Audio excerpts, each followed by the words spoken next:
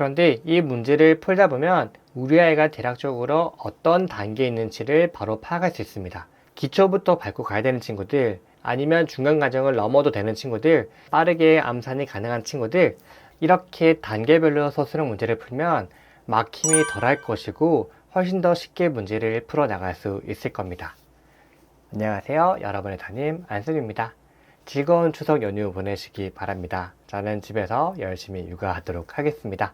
오늘은 저에게 요청 주신 학습 질문 중에서 가장 중요한 수학 서술형 문제 푸는 방법이나 공부에 대해서 말씀을 드릴 텐데요. 이 컨텐츠의 주제를 안쌤의 학습 컨설팅 및 피드백이라고 지어 보았습니다. 아이들이 공부하고 있는 것 중에서 어려워하는 문제가 있거나 이렇게 공부하는 방향이 맞는지 제가 한 명씩 보면서 제대로 된 공부법을 알려드리도록 하겠습니다. 저한테 채팅이나 댓글 남기시는 분이 있는데 제가 일일이 그런 분들을 확인할 수가 없습니다. 그러니 네이버 카페 이 게시글에 사진과 함께 질문이나 요청을 주신다면 제가 피드백을 남겨드리도록 하겠습니다.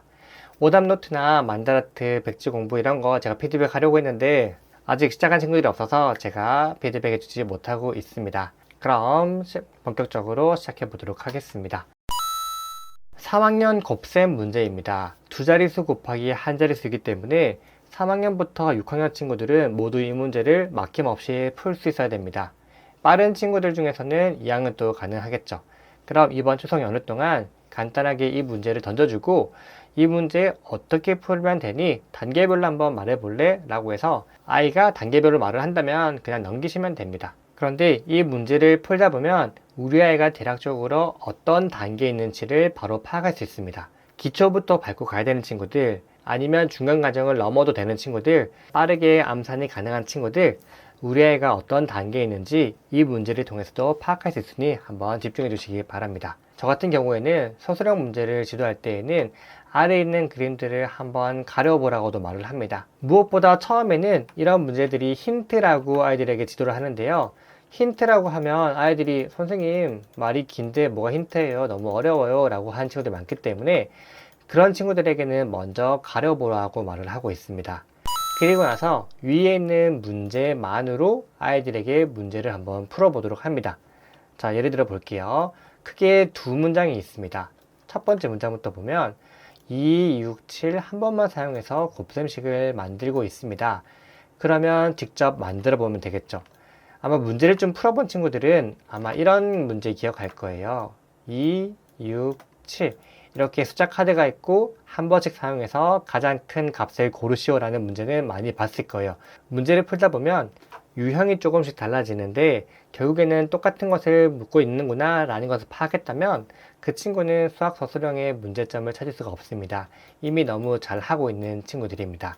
혹시 우리 아이가 그런 말 했다면 칭찬해 주시면 되겠습니다.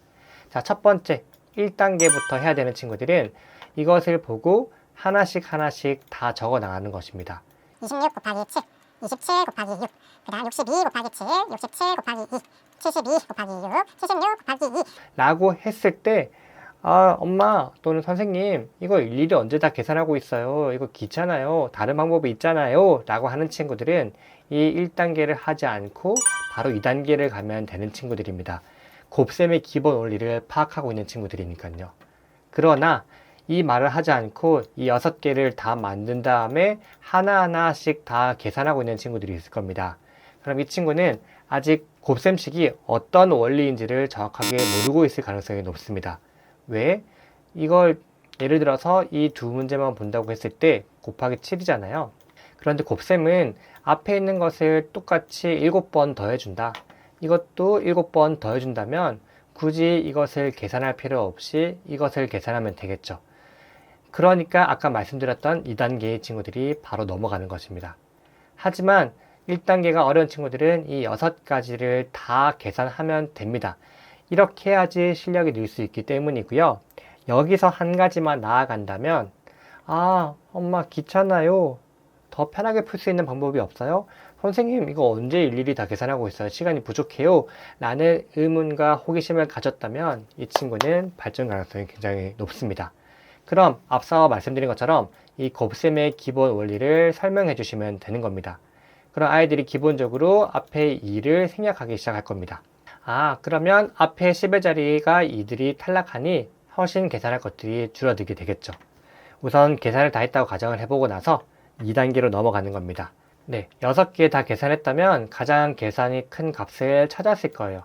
그럼 2단계까지 했고 3단계를 어려워합니다. 2단계까지는 하나하나씩 손이 힘들겠지만 계산하다 보면 정답을 찾을 수 있고요. 이 3단계가 아는 친구들은 바로 문제를 그냥 풀었을 거예요. 이런 거 6가지 다 적지도 않고 그 다음에 생략하지도 않고 바로 이 정답을 찾았을 거예요. 여러분들이 곱셈을 배울 때 어떻게 해야 더 커지는지를 정확하게 기억을 못하고 있기 때문입니다. 곱셈은 결국에는 2가지 곱셈이라고 하면 앞에 있는 수랑 뒤에 있는 수를 곱하는 것인데, 처음에 배울 때 한 자릿수 곱하기 한 자릿수는 이 순서가 바뀌더라도 값이 변하지 않습니다. 그런데 두 자릿수는 10의 자리도 곱하고 1의 자리도 곱하기 때문에 72 곱하기 6을 하면 이 6은 7과도 70과도 곱해지고 2와도 곱해지는 것이고, 그 다음에 62 곱하기 7이라고 하면 이렇게도 곱해지고 이렇게도 곱해지는데, 앞에 것은 똑같다라는 걸 알 수 있지만 2 곱하기 6과 2 곱하기 7의 값이 달라지기 때문에 결국 이것이 정답이 된다.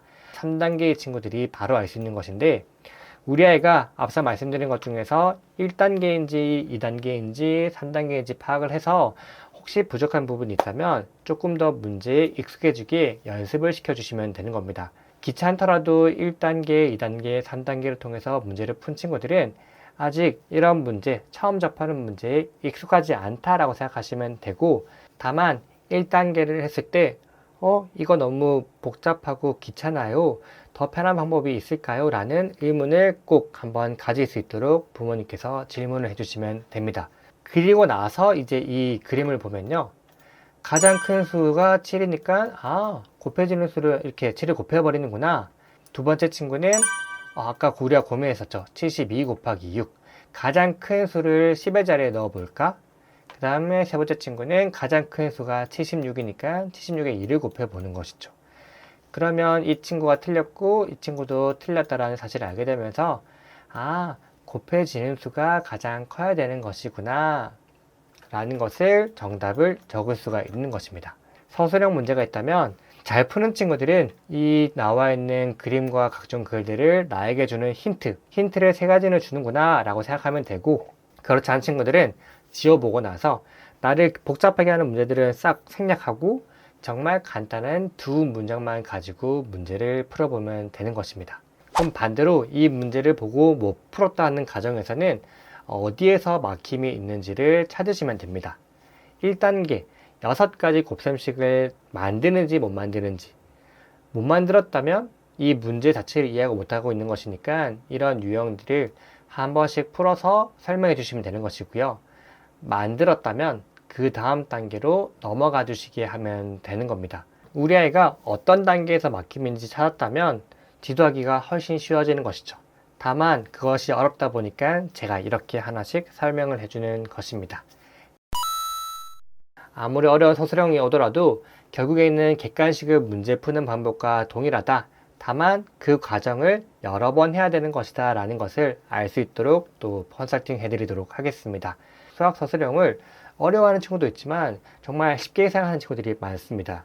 왜냐하면 서술형의 문제가 길면 길수록 힌트가 주어진 것이거든요.